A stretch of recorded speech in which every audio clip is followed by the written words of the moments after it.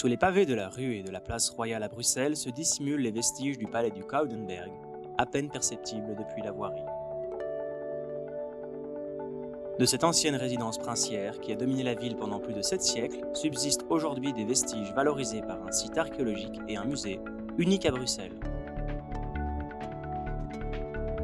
Ce patrimoine classé à titre de monument suscite l'intérêt des chercheurs et la curiosité du public. Récemment, un nouveau projet a vu le jour. La modélisation tridimensionnelle des vestiges et le développement d'une base de données archéologique.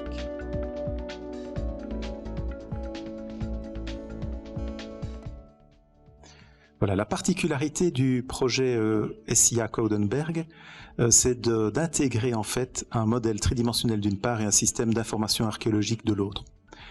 Et donc classiquement, ces deux outils ne sont pas ou peu reliés, et donc la plus-value ici du projet a été de réaliser cette intégration, et donc le modèle tridimensionnel parle au système d'information et réciproquement.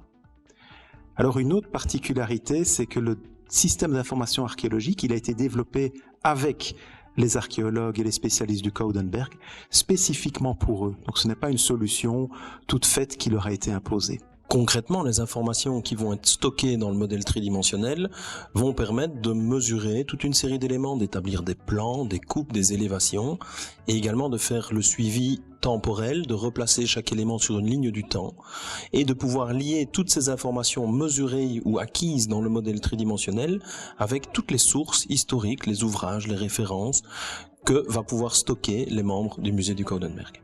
Alors c'est un projet qui évidemment est éminemment lié avec de la recherche scientifique en cours au sein de l'unité de géomatique, en ce sens que les modèles que nous proposons et le suivi de l'information est quelque chose sur lequel nous réfléchissons, nous établissons des nouvelles normes pour pouvoir les implémenter dans le modèle.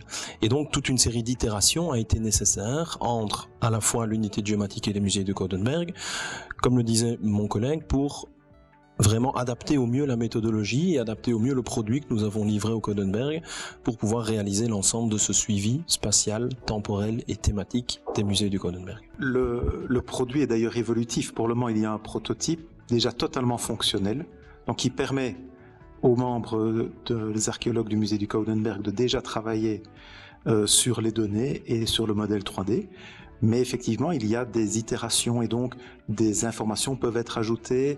Le dispositif logiciel peut également être amélioré et donc on est vraiment dans une démarche de développement continu.